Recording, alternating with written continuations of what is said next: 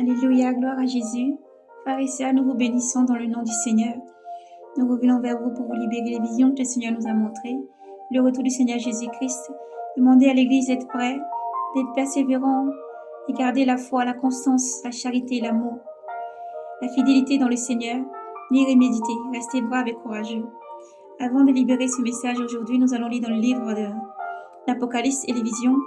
Dans le livre de l'Apocalypse, Apocalypse chapitre 14 et le verset 14. Apocalypse 14, verset 14. Nous lirons ensuite Apocalypse chapitre 22. La gloire du Seigneur Jésus, nous prenons le temps de prière, nous laissons ce moment dans la main des souverains rois, du souverain Jésus-Christ. Éternel, mon Dieu, mon roi, nous te bénissons, Seigneur. Merci pour tout ce que tu es. Merci, toi qui fortifies, qui régénère, qui redresse, qui lève tes enfants chaque jour. Merci pour ta parole. Seigneur, tu fortifies. Tu parles toujours à tes enfants. Père, tu n'es pas silencieux. Et silencieux, toi, ô Dieu souverain, n'est pas absence, car tu es toujours là. À toi l'odeur, la gloire, la puissance et l'action des grâces. Nous célébrons ton Saint-Nom, Seigneur. Nous l'exaltons, nous t'élevons. Nous te magnifions, Seigneur. Nous te disons merci pour tout ce que tu es. Père Saint, que tout ce qui n'est pas de toi soit retranché, ô Jésus. Nous prions que tout esprit impur, esprit mauvais, tout démon qui s'élèverait contre ce message soit lié dans le ciel comme sur la terre. Nous le déclarons dans le nom de Jésus. Qu'il soit lié par les entraves qui ne peuvent être détruites, jetés en enfer. Merci pour les cœurs disposés, les âmes disposées. Merci pour ceux que tu régénères. Ta parole est inondée, Seigneur, qui descend sur l'âme, qui descend dans chaque cœur.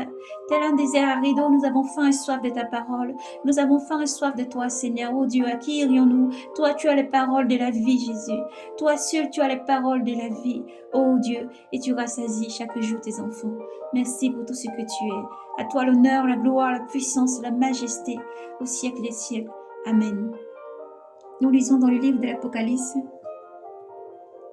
Apocalypse chapitre 14, verset 14.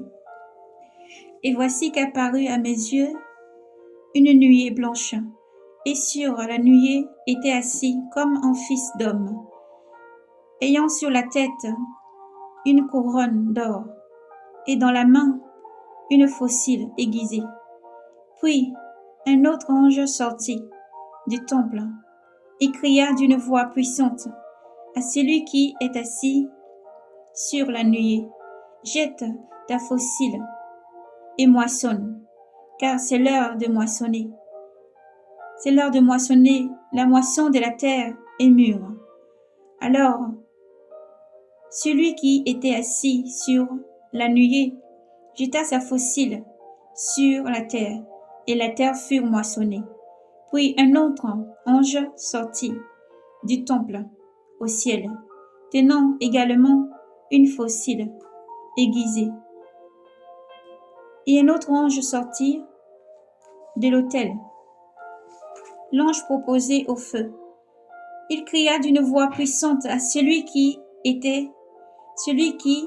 tenait la pelle, à l'ange qui tenait la faucille. À l'ange qui tenait la faucille: jette ta faucille aiguisée, vendange les grappes dans la vigne de la terre, car les raisins sont mûrs. L'ange alors jeta sa faucille sur la terre. Il en vendangea la vigne et versa le tout dans les cuves de la colère de Dieu, cuves immenses. Puis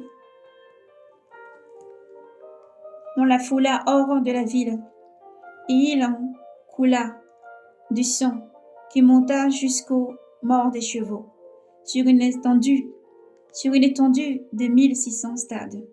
Gloire à Jésus.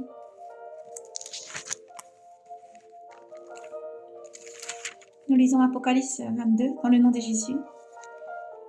Puis l'ange me montra le fleuve de vie, limpide comme du cristal, qui jaillissait du trône de Dieu et de l'agneau.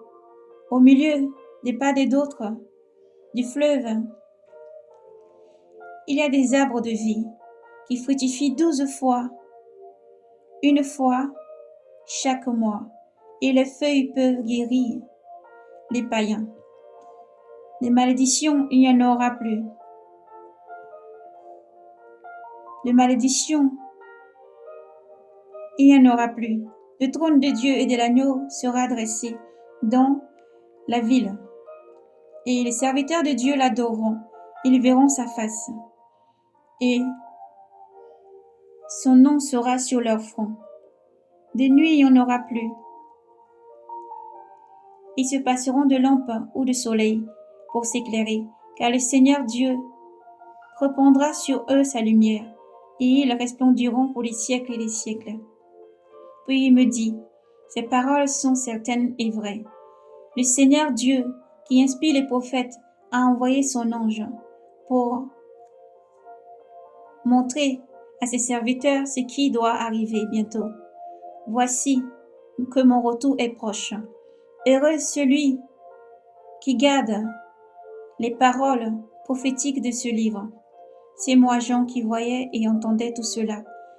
Une fois les paroles et les visions achevées, je tombais aux pieds de celui qui me montrait et qui me parlait. Je tombais aux pieds de l'ange qui m'avait tout montré pour l'adorer.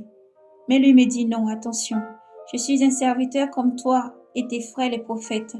C'est qu'il faut adorer, c'est Dieu. C'est Dieu qu'il faut adorer. Tous ceux qui gardent la parole de ces livres, tes frères les prophètes et tous ceux qui gardent la parole de ces livres, c'est Dieu qu'il faut adorer.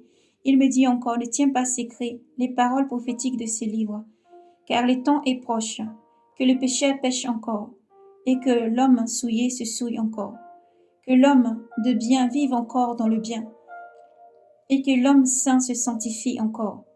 Voici que mon retour est proche, et j'apporte avec moi le salaire que je vais payer à chacun, en proportion de son travail. Je suis l'alpha et l'oméga, le premier et le dernier, le principe et la fin. Heureux ceux qui lavent leurs robes, ils pourront disposer de l'arbre de vie et pénétrer dans la cité sainte par les portes. Dehors les chiens, les sorciers, les impurs, les assassins, les idolâtres et tous ceux qui se plaisent à faire le mal. Moi, Jésus, j'ai envoyé mon ange, publier chez vous ces révélations concernant les églises. Je suis le rejeton de la race de David, l'étoile radieuse du matin. L'esprit et l'épouse dit viens. Viens, Seigneur Jésus. Que celui qui entend dit viens. Viens, Seigneur Jésus. Et que l'homme assoiffé s'approche, que l'homme de dessein reçoive de l'eau de vie gratuitement. Je le déclare moi à quiconque écoute ces paroles prophétiques de ce livre, qui oserait y faire des surcharges. Dieu le chargera de tous les fléaux décrits dans ce livre. Et qui oserait retrancher aux paroles de ces livres prophétiques, Dieu retranchera son lot de l'arbre de vie, de la cité sainte, décrite dans ce livre. Le garant de ce livre l'affirme, oui, mon retour est proche. Amen. Viens, Seigneur Jésus. Que la grâce du Seigneur Jésus soit avec vous tous. Gloire à Jésus. Soyez bénis, frères et sœurs. Nous sommes conduits par le Saint-Esprit. Nous allons prendre maintenant la lecture dans le verset de Matthieu.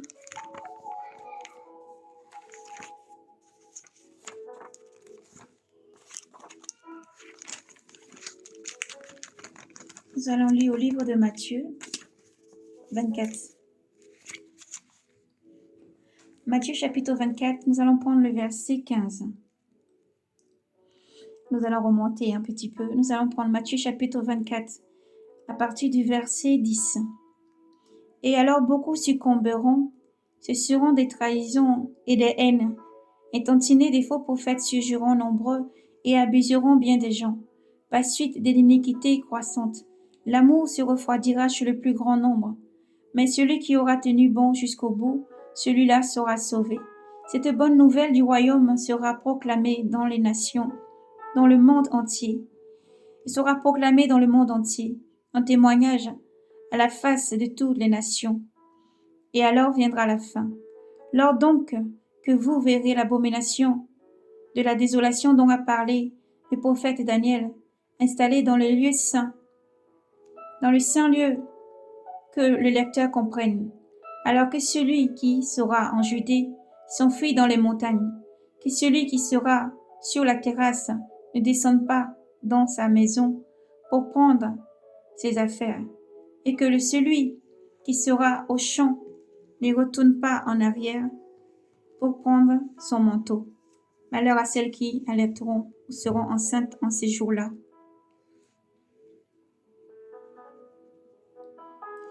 Priez pour que votre fuite ne tombe en hiver ni un sabbat, car il y aura alors une grande tribulation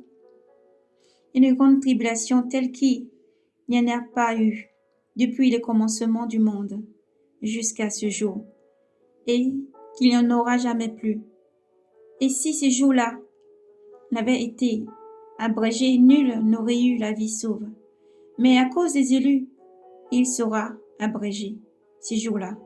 Alors si quelqu'un vous dit, le voici le Christ est ici, ou bien il est là, n'en croyez rien.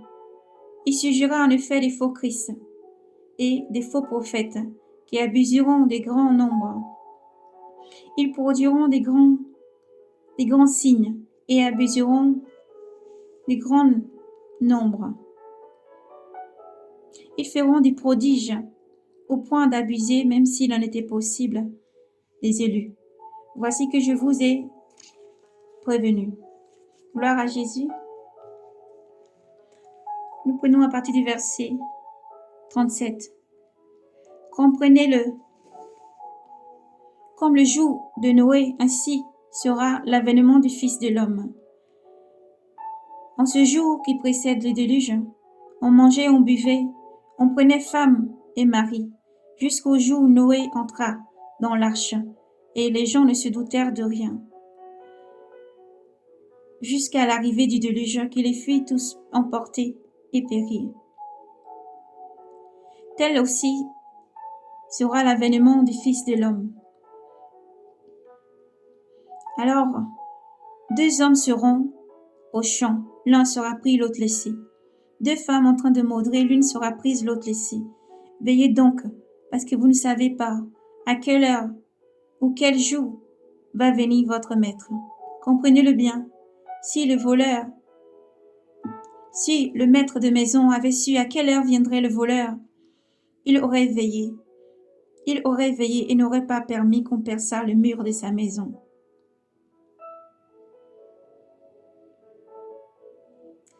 Il n'aurait pas permis qu'on perçât le mur de sa demeure. Ainsi donc vous aussi, tenez-vous prêts, car c'est à l'heure que vous ne pensiez pas que le Fils de l'homme va venir. Gloire à Jésus.